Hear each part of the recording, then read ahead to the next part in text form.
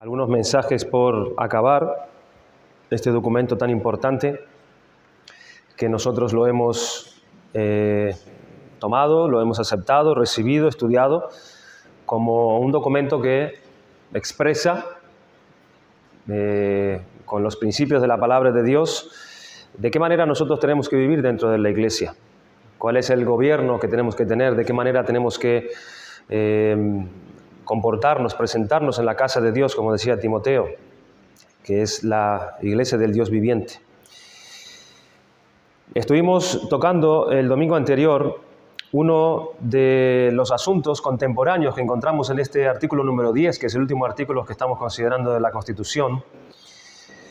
En esa sección 1 hemos visto esa posición de la mujer en la iglesia. Esta iglesia entiende, por medio de la palabra de Dios, que ninguna mujer podrá ser elegida como pastor o como anciano en la iglesia. Y creemos que aquello que Pablo enseña en 1 de Timoteo capítulo 2, versículo 11 al 14, se aplica también a nuestros días. No era una enseñanza para la época ni de manera particular para la iglesia de Éfeso, sino que eso también se aplica a nuestros días. Es algo de la creación de Dios, del orden de Dios. La mujer debe permanecer en silencio, callada en la iglesia. La mujer debe buscar tener un espíritu de sujeción y aprender más que querer tomar la posición de enseñar, de autoridad espiritual dentro de la iglesia. Eso lo hemos visto el domingo anterior. Quisiera leer lo que nos dice el principio de este artículo 12 acerca de la posición ante asuntos contemporáneos. Dice así la especie de introducción. Conscientes de los tiempos en que vivimos y del descuido que ha habido en diferentes iglesias y la fuerte presión que hay desde el mundo sobre ciertas enseñanzas bíblicas, nos es preciso establecer claramente la posición de nuestra iglesia sobre algunas doctrinas bíblicas. Repito, hemos visto esto acerca de la mujer, la posición de la mujer. Hoy en la sección número 2 vamos a estar mirando otro asunto que también nos concierne y de gran importancia. Dice así la sección número 2. Debido a la enseñanza de 1 de Corintios capítulo 7, versículo 39, 2 de Corintios capítulo 6, versículo 14 y 2 de Corintios capítulo 7, versículo 1, versículos que vamos a leer ahora, ningún pastor o anciano ordenado de nuestra iglesia podrá casar a ningún creyente con ningún inconverso, ya que tales uniones son prohibidas por las Escrituras. Ese es el tema que estaremos tratando en esta mañana. Los matrimonios mixtos. ¿Qué dice la palabra de Dios acerca de los matrimonios mixtos? Vamos a leer en 1 de Corintios 7:39. Si quieres, búscalo en tu Biblia, lo podemos leer juntos. 1 de Corintios 7:39. Vamos a leer 2 de Corintios 6 y 2 de Corintios 7. 1 de Corintios 7:39 dice, la mujer casada está ligada por la ley mientras su marido vive, pero si su marido muere, libre es para casarse con quien quiera.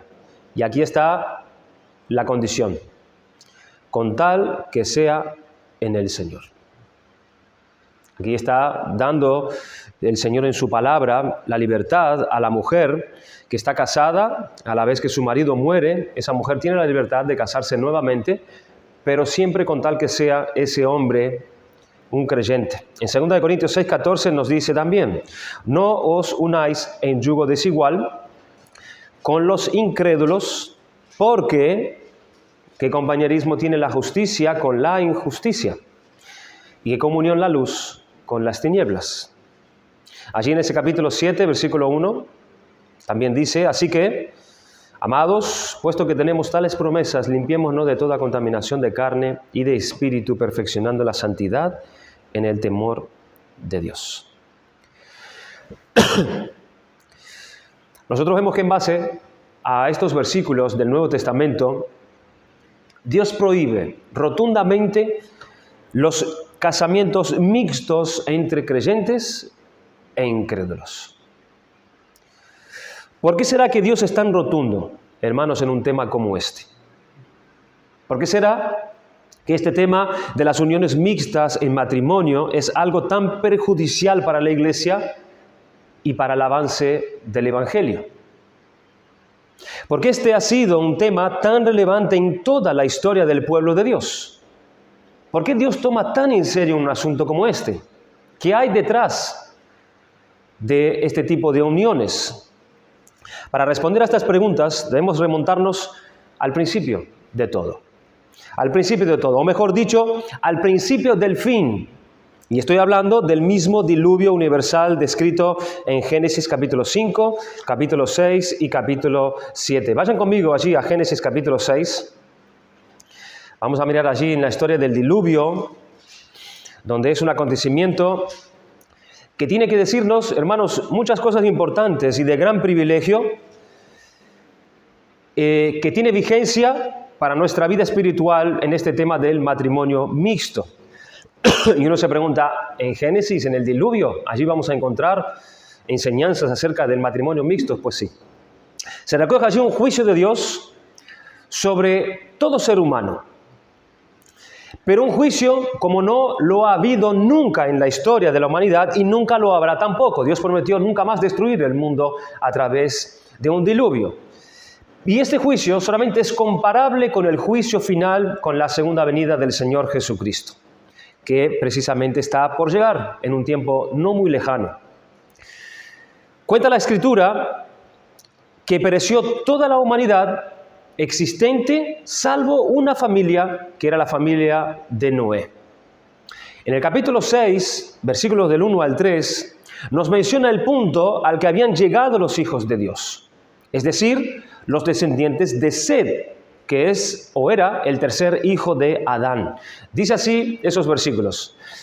Aconteció que cuando comenzaron los hombres a multiplicarse sobre la faz de la tierra, y les nacieron hijas, que viendo los hijos de Dios que las hijas de los hombres eran hermosas, tomaron para sí mujeres, escogiendo entre todas. ¿Quiénes eran estos hijos de Dios? Estos hijos de Dios no eran ángeles, como muchos han sugerido. Estas eran familias, hermanos, que adoraban a Dios. Eran familias que daban testimonio de la ley de Dios escrita en sus corazones a través de la obediencia y que preservaban la verdad y la piedad en el mundo. Estos eran los descendientes de Enos, de Cainán, de Mahalaleel, de Jared, de Enoc, de Matusalén, de Lamec, de Noé. ¿Pero qué les pasó? ¿Qué le pasó a esta descendencia? Pasó que comenzaron a perder su carácter santo. Pasó que comenzaron a comportarse de manera diferente a la acostumbrada. Comenzaron a apartarse del camino de la piedad y la verdad de Dios. ¿Y por qué ellos cayeron en esta lamentable situación? Porque precisamente comenzaron a aparentarse con los hijos de los hombres, esto es, con los descendientes de Caín, que vemos allí en el capítulo 4, versículos del 17 al 24. Y este emparejamiento, este tipo de unión mixta, dio lugar a que se pusiera en peligro la verdad y la piedad en la tierra, es decir, el testimonio mismo de Dios en la tierra. Así que la unión de estas dos generaciones, o de estas dos genealogías, expresa cómo se terminó de abrir esa puerta para el mal, y este mal corriera libre y sin freno entre los hombres. Este tipo de emparejamiento dio lugar a esto. Dio lugar a que el mal creciera aún más en la tierra. Así que la unión de estas dos genealogías causó esta terrible condición aún más dentro de la humanidad de la época. Esta decisión de los hijos de Dios de aparentarse con los hijos de los hombres es el camino que lleva a Dios decir en Génesis capítulo 6, versículo 5, cuando Él dijo: «Y vio Jehová que la maldad de los hombres era mucha en la tierra, y que todo designio de los pensamientos del corazón de ellos era de continuamente solo el mal». Este tipo de emparejamiento fue lo que llevó a Dios a decir estas cosas? Esta unión de los hijos de Dios con los incrédulos es uno de los motivos que acarrea lo que Dios dijo en el versículo 7 también: raeré de sobre la faz de la tierra a los hombres que he creado, desde el hombre hasta la bestia y hasta el reptil y las aves de los cielos, pues me arrepiento de haberlos hecho. Este emparejamiento, este tipo de unión mixta, dio lugar a que se pusiera en serio peligro la verdad y la piedad en la tierra. Hermanos, entonces allí tenemos esas dos genealogías. Por un lado estaban los descendientes de Caín, que es la simiente de la serpiente que encontramos en Génesis capítulo 3, versículo 15. Que comenzando con Caín, que era un hombre que no agradó a Dios, terminando con Amalek, donde se llegó a prescindir totalmente de Dios. Ya no contaban para nada con la opinión, ni con la presencia, ni con el agrado de Dios. Amalek era un hombre soberbio, que personificaba el espíritu de arrogancia, el orgullo en sí mismo, el orgullo en su propia fuerza, y que se gloriaba en matar con venganza. Fíjese que Caín quizás en un principio no era así, o no era tan así, pero fíjese cómo a ese punto llegó su descendencia a lo largo de generación en generación. Ellos desarrollaron una cultura independiente de Dios. Y esa cultura, precisamente sin Dios, obviamente dio lugar a hombres soberbios y hombres que prescindían totalmente de Dios. Pero por otra parte, tenemos la simiente de la mujer, que nos da allí la descripción de la descendencia de Sed en el capítulo 4, del versículo 25 al 5 hasta el versículo 31, donde se empezó la adoración pública a Dios. Eso quiere decir invocar el nombre de Dios. Es lo que nos dice el versículo 26 de ese capítulo 4. Y a Sed también le nació un hijo y llamó su nombre Enos. Entonces los hombres comenzaron a invocar el nombre de Jehová. Aquí está la otra genealogía. Fue en esas familias entonces donde se adoraba a Dios, donde se reunían para adorar a Dios, donde se reunían para orar a Dios, para hacer sacrificios a Dios, donde se reunían para poder recordar las promesas de Dios y promover la vida de piedad que Dios demandaba. Es lo que se podría decir de las palabras de Cristo en el Sermón del Monte. Ellos eran la sal y la luz en ese momento en la tierra. De esas familias se levantaron hombres como Enoc, que fue conocido precisamente por su piedad y comunión con Dios. Estos eran los que esperaban al Salvador. Eran los que esperaban al Mesías prometido por Dios en Génesis 15. En medio de las adversidades y en medio de las dificultades que ellos padecían en su época. Fíjense cómo esperaban en la promesa de Dios que Lamec, el padre de Noé, llegó a decir cuando éste nació, en el capítulo 5, versículo 29, y llamó su nombre Noé, diciendo: este nos aliviará de nuestras obras y del trabajo de nuestras manos a causa de la tierra que Jehová maldijo. Fíjense la espera que ellos tenían en el Mesías. Ellos confiaron en la promesa, esperaban la promesa de Dios. Eran familias de fe. Esperaban en las promesas de Dios en medio de las dificultades de sus días. Ellos esperaban al Salvador y vivían vidas piadosas delante de todos los hombres. Pero, ¿cómo se empezó a perderse esa piedad? ¿Cómo comenzó a pasar esto? ¿Cómo es que el mal progresó y ganó más y más terreno en la humanidad hasta llegar al punto descrito en el capítulo 6, versículo 5, para que se tomase la decisión de destruir de parte de Dios todo ser viviente? Pues la razón que Dios ha resaltado es la que está en el capítulo 6, versículo 2, que viendo los hijos de Dios, que las hijas de los hombres eran hermosas, tomaron para sí mujeres, escogiendo entre todas. Estamos tratando el asunto de la prohibición de parte de Dios a su pueblo de emparejarse con incrédulos. Ellos vieron con sus ojos. Es decir, los hijos de Dios empezaron a llevarse por lo que veían sus ojos y comenzaron a ser arrastrados por las inclinaciones de sus propios corazones en lo tocante a buscar esposa para ellos. En lugar de querer preservar la verdad en sus vidas, en lugar de querer preservar la adoración a Dios en sus familias, buscaban más complacer a sus ojos y los deseos de la carne y los que estaba en el mundo, que no era lo que provenía de Dios. Le pasó lo dicho por Juan en su primera carta, versículo 16, porque todo lo que hay en el mundo, es decir, los deseos de la carne, los deseos de los ojos y la vanagloria de la vida, no proviene del Padre, sino del mundo. Y evidentemente, esto dio lugar al juicio previo mencionado en el capítulo 6, versículo 3. Y dijo Jehová: no contenderá mi espíritu con el hombre para siempre, porque ciertamente él es carne, mas serán sus días 120 años. Un juicio previo de parte de Dios. Dios viene y menciona un juicio previo.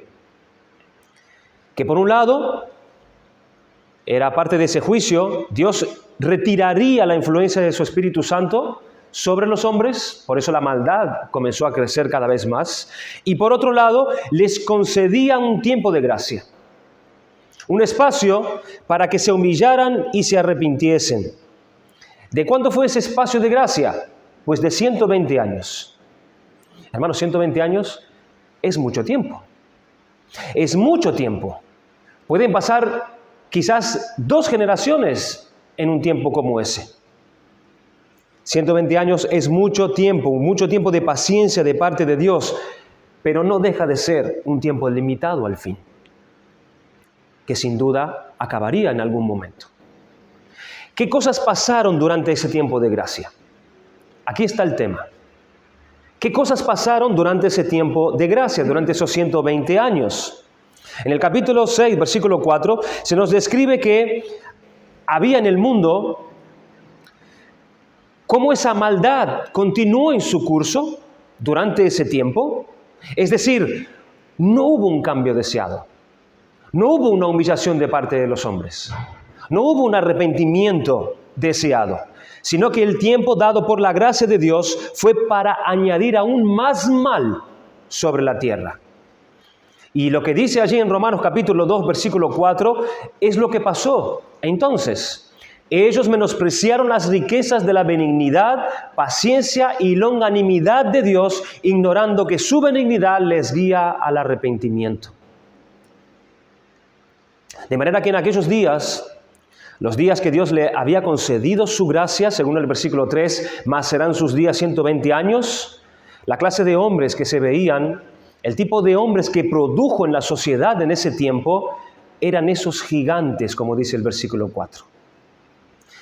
Nefidim es la palabra traducida para gigantes. Nos habla de un tipo de hombres que inspiraban miedo, que inspiraban temor. Este tipo de personas es mencionada también en Números capítulo 13, versículo 23. Los que vieron aquellos 12 espías de Moisés, ¿se acuerdan? Entre ellos estaba Caleb y Josué, cuando ellos fueron enviados a espiar la tierra prometida. ¿Será que ellos vieron hombres de 3 y 4 metros como algunos comentan? Hermanos, no. El término no quiere describir tanto unas cualidades físicas de estas personas, sino más bien la clase de personas que eran. Eran los caídos, esa es la traducción de esa palabra también. Los caídos o los que caen sobre otros. Personas que eran gente violenta, personas que asaltaban, eran personas agresivas que se lanzaban sobre otros, por eso dice que caían sobre otros. A esto se refiere con gigantes. No eran personas altas, hablaba de su carácter. Bien puede ser la figura de aquellos que describió los mensajeros de Job en el versículo 14 del capítulo 1. Estaban arando los bueyes y las asnas paciendo acerca de ellos, y acometieron los sabeos y los tomaron y mataron a los criados a filo de espada. O como se puede describir los del versículo 17 también. Todavía estaba hablando y vino otro que dijo, los caldeos hicieron 3 escuadrones y arremetieron contra los camellos y se los llevaron y mataron a los criados a filo de espada y solamente escapé yo para darte la noticia. Estos eran los gigantes, personas con este temperamento. La figura de Amalek, en Génesis 4, 23, 24, puede ofrecer un buen ejemplo de este tipo de personas. Gente amenazante, que no le importaba sino sus ideas, su justicia, su venganza, totalmente desconsiderado con todo el mundo. Había gigantes en la tierra en aquellos días, dice el Señor.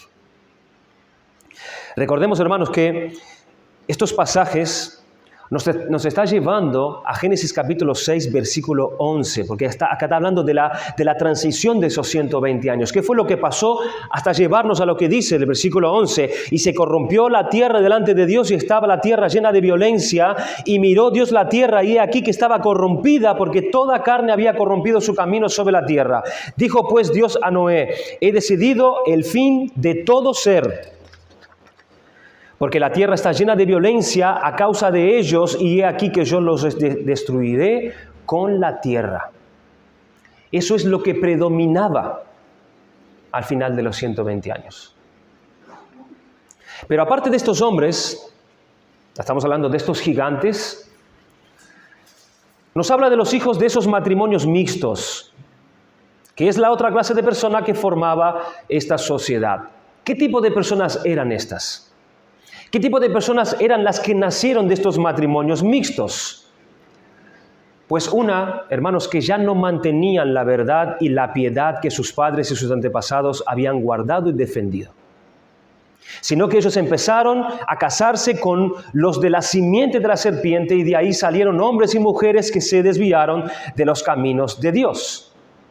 Así como aclara Deuteronomio capítulo 7, cuando Jehová tu Dios te haya introducido en la tierra en la cual entrarás para tomarla y haya echado delante de ti muchas naciones, el Eteo, el Gergeseo, el Amorreo, todas estas tribus, 7 naciones mayores y más poderosas que tú, y Jehová tu Dios las haya entregado delante de ti y las haya derrotado, las destruirás del todo. No harás con ellas alianzas, ni tendrás de ellas misericordia, y no emparentarás con ellas. No darás tu hija a su hijo, ni tomarás a su hija para tu hijo, porque desviará a tu hijo de en pos de mí, y servirán a dioses ajenos, y el furor de Jehová se encenderá sobre vosotros, y te destruirá pronto. Dios era contundente en cuanto a esta orden. Pero los hijos de Dios no siguieron este principio, y se emparentaron. ¿Y en qué tipo de personas se convirtieron? Estos ya no perseveraban en la verdad, sino que añadían más mal a la humanidad de su época. Porque ellos habían empezado a abandonar a Dios. ¿No nos suena un poco esto, aquello que sucedió en Jueces capítulo 2, versículo 10, que dice, y toda aquella generación también fue reunida a sus padres, y se levantó después de ellos otra generación que no conocía a Jehová, ni la obra que él había hecho por Israel? También menciona el versículo 4 que la popularidad de aquellos gigantes había ganado totalmente la atención de toda la sociedad. Dice que esos fueron aquellos valientes.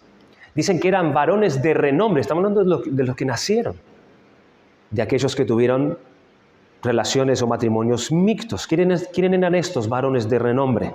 Estos eran los hombres admirados, eran los famosos de la época. Eran los guerreros de la época, los tenidos como gente de altos logros. De ellos era de quien se hablaba. Eran hombres que estaban en boca de toda la sociedad, eran los admirados. De manera que nos dice que el resto de los hombres de esa sociedad, ellos exaltaban la maldad y la violencia de estos hombres valientes, poniendo en alto el pecado de aquellos hombres por quienes Dios más tarde condenaría a toda la humanidad. Este es el cuadro, hermanos, de aquella sociedad. Y estos son los elementos que dejaron totalmente desarmada espiritualmente a todos los hombres y mujeres de ese tiempo. Pregunta, ¿cuál era el dique? ¿Cuál era el dique de contención para que el mal y el pecado no inundara toda aquella sociedad? ¿Qué era lo que usaría Dios para que la sociedad no se corrompiera absolutamente en su totalidad? ¿Cuál era el dique de contención para todo ese mal? Pues el medio poderoso y eficaz por el cual Dios preservó la verdad e hizo que ésta influyera en esta sociedad por medio de la descendencia de Seth era la adoración familiar. Era la adoración familiar, era la centralidad de Dios en medio de esas familias piadosas. Era su presencia, la influencia de su espíritu que mantenía a esas familias viviendo en piedad y dando testimonio de la ley, en temor de Dios y en servicio a Dios. La devoción familiar era ese dique de contención contra el mal en esa sociedad. Eran familias firmes en la voluntad de Dios. Ese era el dique que contenía la corrupción total de esa sociedad. Pero cuando ese dique de contención comenzó a romperse, hermanos, dejaron salir toda esa cantidad de mal que se nos dice en el versículo 5, hasta el punto de inundarlos a todos con toda esa maldad. Y vio Jehová que la maldad de los hombres era mucha en la tierra y que todo designio de los pensamientos del corazón de ellos era de continuo solamente el mal. Se había roto el dique. Ya no había nada que contuviera el mal en la tierra. Ese dique era la adoración familiar. Eran las familias piadosas. Ahora, y acá viene, hermanos, el terrible asunto que estamos tratando esta mañana. ¿Cuál fue la dinamita que destrozó ese dique de contención? Ese dique de contención eran las familias piadosas. Pero ¿cuál fue la dinamita que hizo estallar ese dique de contención que era las familias piadosas? Las bodas mixtas. Las bodas mixtas. Las bodas de los santos con los de la simiente de la serpiente. Esa clase de matrimonio fue la que empezó a eliminar la adoración pública de esas casas y de esas familias. Este es un asunto, hermanos, de importancia. Este es un asunto terrible que acarrea la ira de Dios sobre su pueblo, sobre la iglesia.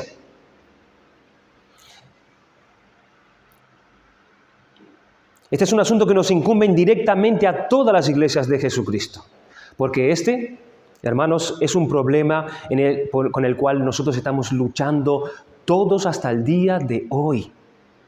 Hasta el día de hoy. Y es oportuno considerar un pasaje como este de Génesis capítulo 6, versículo del 1 al 4, porque este es un asunto sumamente familiar en nuestros días. Porque aquella sociedad nos enseña mejor cómo debe ser o cómo es la nuestra.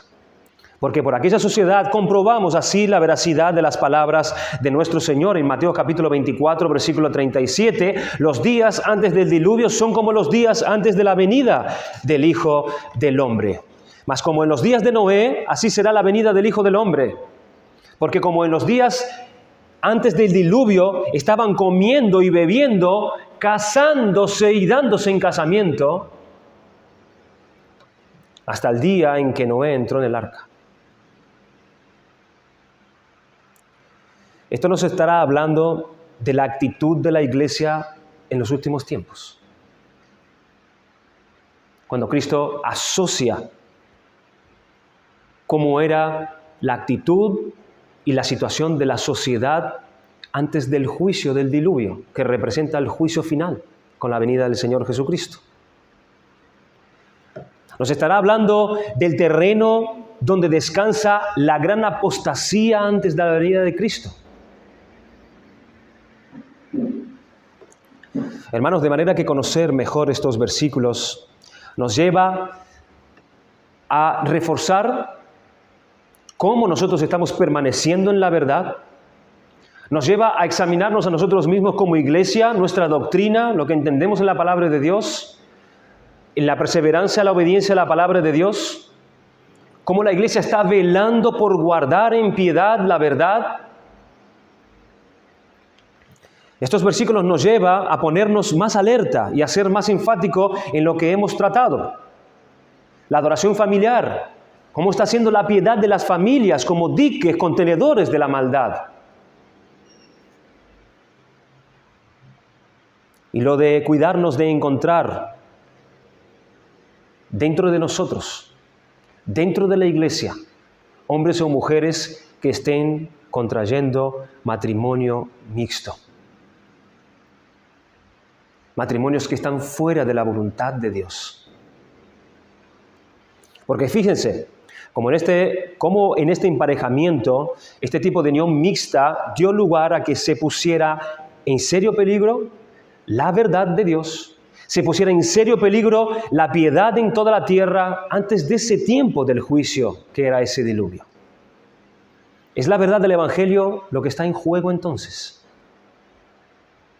Dios no iba a dejar, como Él promete en su palabra, sin testimonio en la tierra. Por eso levantó a Noé por pura gracia, porque su promesa se iba a cumplir. El Mesías tenía que venir a este mundo a salvar a su pueblo. Pero miren lo que acarrea, cómo pone en peligro la verdad, el Evangelio, cuando los hijos de Dios se comienzan a corromper, cuando las generaciones tras generaciones se comienzan a abandonar al Señor y en los caminos del Señor. La maldad es la que toma lugar, la maldad es la que avanza. Y si las familias no están firmes en la palabra de Dios, en las doctrinas que encontramos en la palabra de Dios, hermanos, ¿qué queda? ¿Qué quedará de la iglesia? Y fíjese la problemática que había en ese momento. Ese dique que era la familia piadosa se corrompió con estos matrimonios ilegales, con estos matrimonios que Dios no aprobaba. Y miren lo que salió de allí. Es algo que vamos a estar mirando el próximo domingo, analizando mucho mejor cómo se van corrompiendo nuestros hijos, nuestras familias, a la hora de nosotros no tener en cuenta este mandamiento de parte de Dios. Y lo que acarrea esto para la iglesia.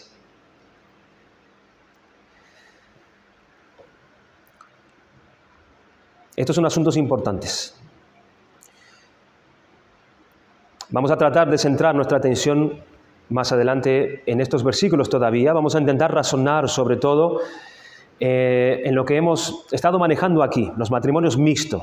Este pasaje nos habla de hechos de acontecimientos verdaderos en la historia del pueblo de Dios. Esto no es un cuento. Esto es una historia verdadera. Esto pasó realmente y acarrió toda esta ira de Dios, este comportamiento de su pueblo. Y vemos allí las consecuencias de parte de Dios. A mí me llama la atención tremendamente las palabras de Dios mismo en los versículos 12 y 13. Él dijo, y miró Dios la tierra, y he aquí que estaba corrompida, porque toda carne había corrompido su camino sobre la tierra. Dijo pues Dios a Noé, he decidido el fin de todo ser, porque la tierra está llena de violencia a causa de ellos, y he aquí yo los destruiré con la tierra. El Señor dice, porque toda carne había corrompido su camino sobre la tierra. Dijo pues Dios, he aquí que yo los destruiré entonces con la tierra. ¿Saben lo que está diciendo Dios aquí, hermanos? Dios está diciendo, yo los arruinaré por haberse arruinado ellos a sí mismos. Ellos se arruinaron a sí mismos, teniendo unión con los de la simiente de la serpiente. Por tanto, Dios los arruinará.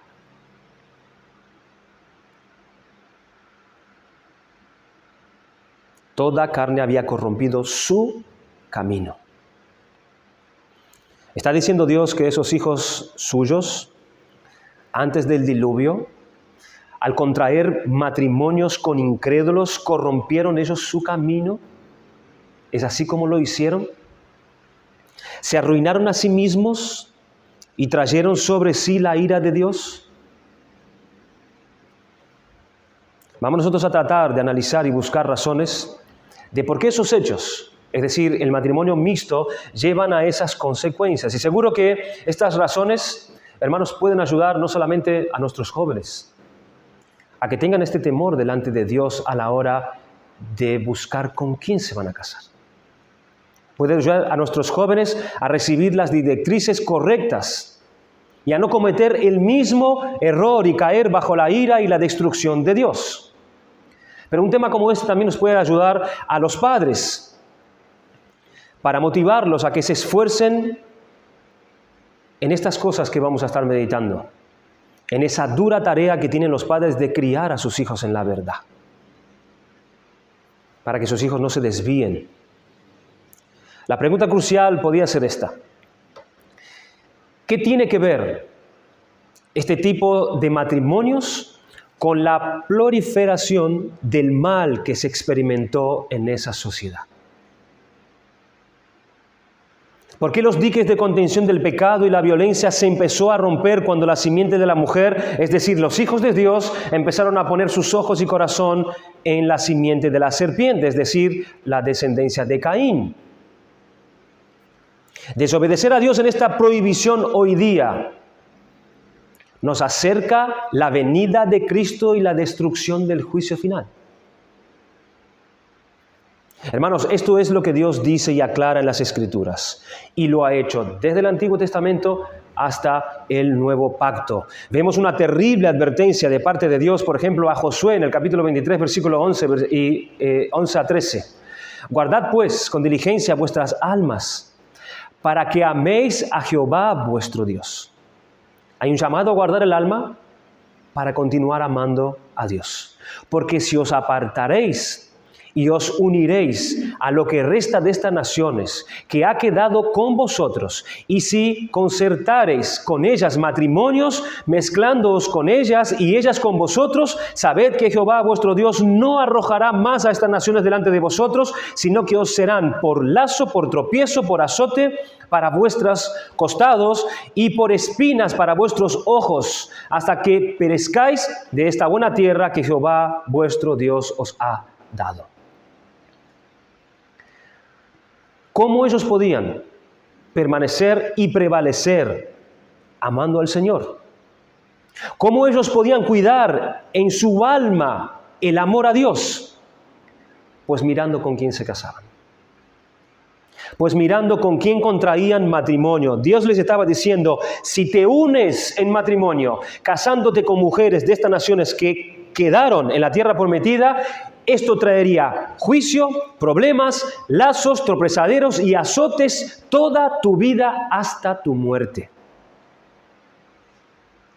Esto es importante.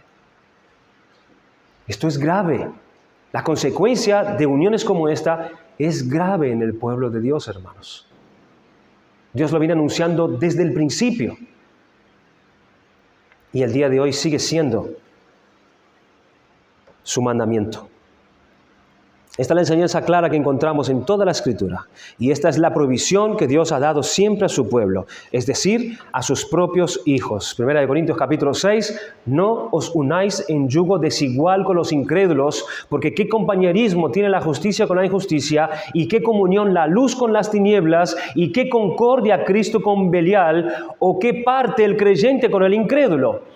¿Y qué acuerdo hay entre el templo de Dios y los ídolos, porque vosotros sois el templo del Dios viviente, como Dios dijo: habitaré y andaré entre ellos, y seré su Dios, y ellos serán mi pueblo, por lo cual salid de en medio de ellos y apartaos, dice el Señor, y no toquéis lo inmundo, y yo os recibiré, y seré para vosotros por Padre, y vosotros me seréis hijos e hijas, dice el Señor Todopoderoso. La próxima semana, si Dios quiere, vamos a adentrarnos más en la situación de estos hijos. ¿Cómo fue ese proceso donde estos hijos comenzaron a ser influenciados cada vez más por ese mal a la hora de que sus padres contrajeron matrimonio con esos incrédulos? Este es un tema serio para todos nosotros. La santificación de Dios no viene por medio de la desobediencia. Es verdad que vamos a encontrarnos en situaciones donde el Señor va a salvar a uno de un matrimonio incrédulo. Y el Señor promete santificar al esposo o a la esposa incrédula a través de ese creyente, y promete santificar también a sus propios hijos. Es Dios quien hace esta obra. Pero no podemos esperar la santificación de Dios cuando nosotros como creyentes buscamos casarnos con incrédulos y así buscar la santificación de Dios para con ellos. No nos engañemos. No estamos buscando obedecer a Dios, estamos buscando hacer lo que hicieron estos hijos de Dios en su época, que es satisfacer su propia carne, satisfacer sus propios corazones a través de sus ojos pecaminosos. Que el Señor nos ayude. Un tema tan importante, que es de tan relevancia para nuestros propios días, en nuestro tiempo, para nuestra iglesia. Vamos a dar gracias al Señor.